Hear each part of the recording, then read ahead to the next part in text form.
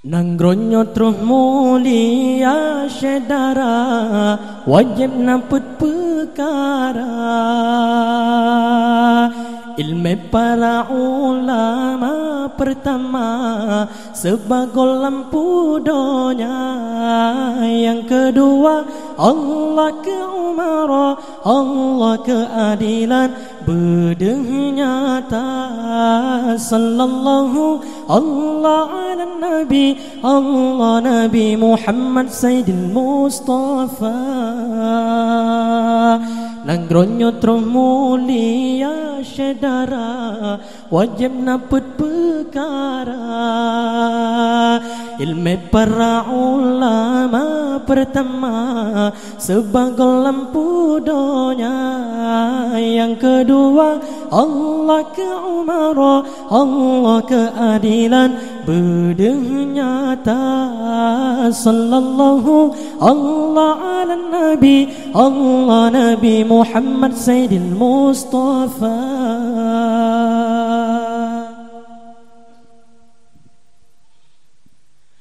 Yang kelebeta yakin bagi tanya mukmin ke sabda Sayyidina. Dermawan orang kaya nangronyo bagi ya termamu sejahtera.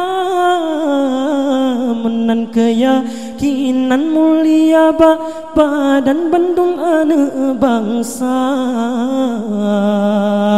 Nangronyo akan aman jio permusuhan getanyo berdoa.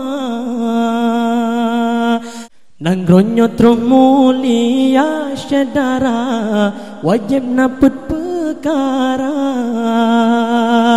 Ilmu para ulama pertama sebagai lampu dunia. Yang kedua Allah keumara, Allah keadilan bernyata. Sallallahu Allah ala Nabi, Allah Nabi Muhammad Sayyidil Mustafa.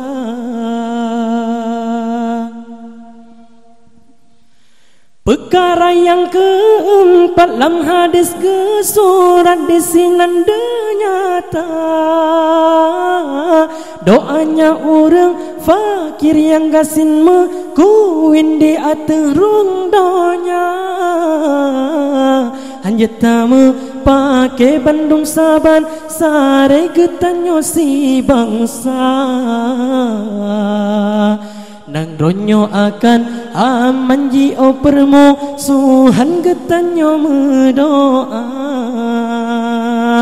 Nangronyo terus mulia syedara, wajib naput perkara. Ilmu para ulama pertama sebagai lampu dunia. Yang kedua Allah keumara, Allah keadilan bernyata.